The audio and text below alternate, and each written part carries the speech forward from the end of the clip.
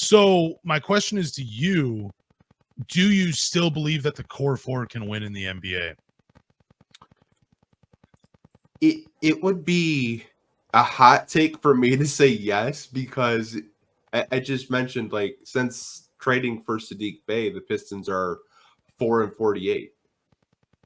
Like, they're not winning basketball games. Do I still believe in the core four?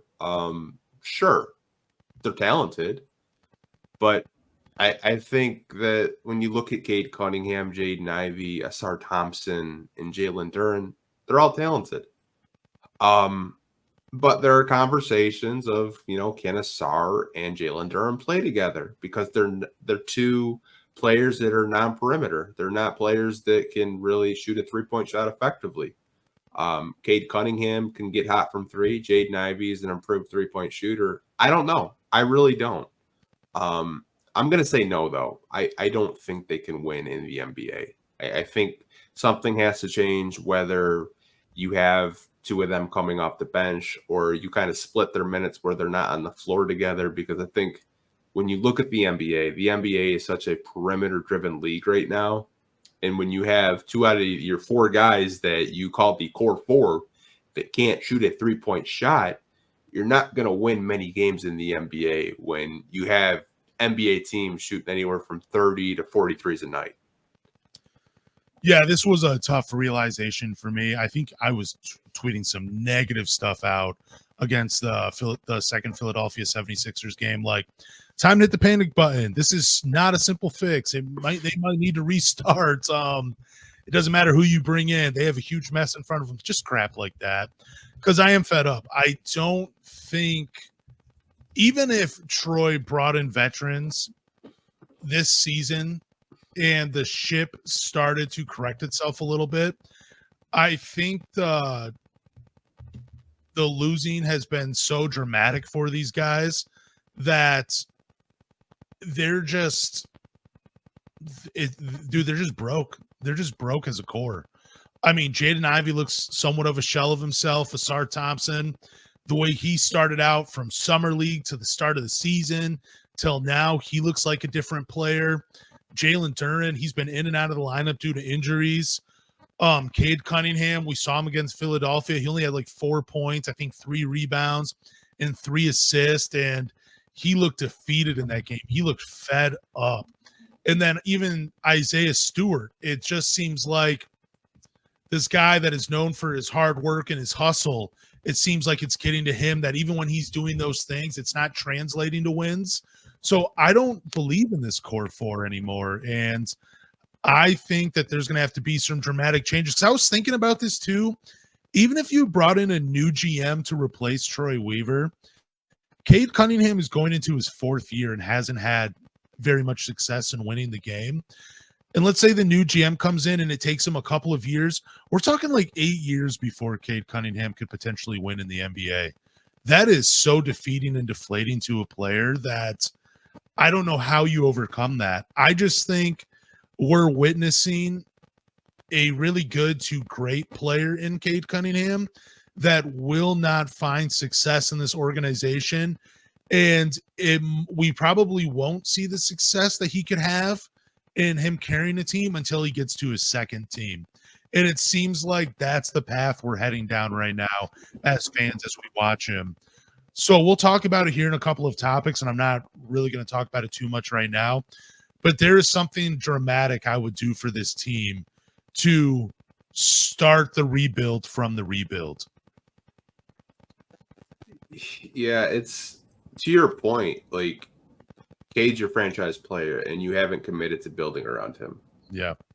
And I think that's my biggest issue. Like, they go into this offseason and tell the fans, like, hey, we're just going to evaluate everyone and, see where we're at. And, during this losing streak, I think it's been rough on not only the fans, but it's been rough on the players.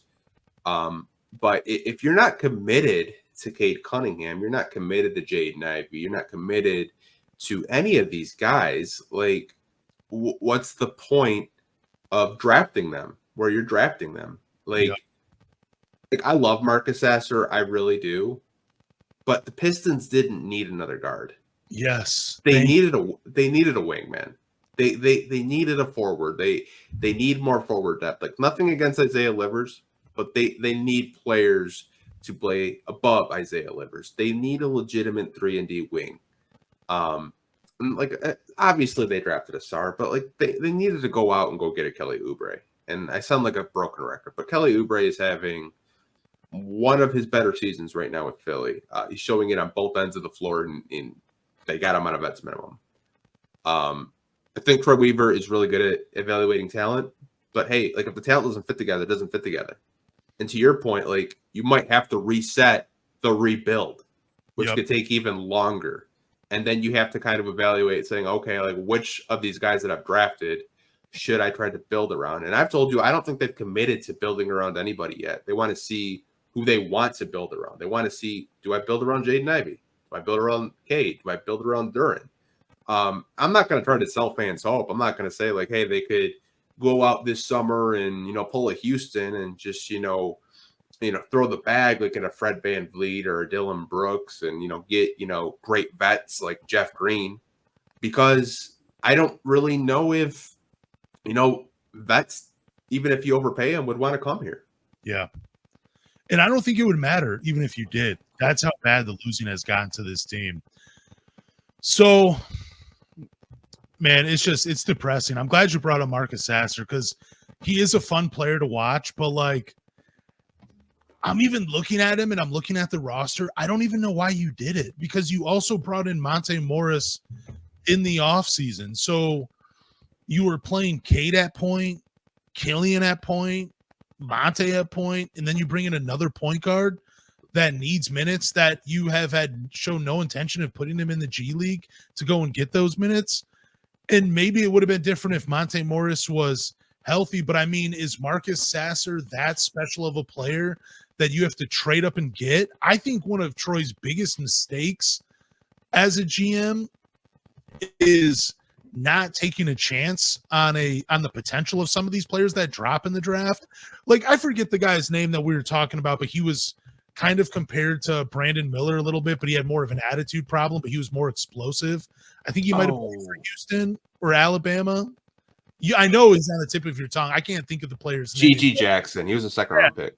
Yeah, that's what I'm saying. Like, even though he doesn't have the best reputation, why not take a chance on a guy like that could blossom into something very good in the NBA?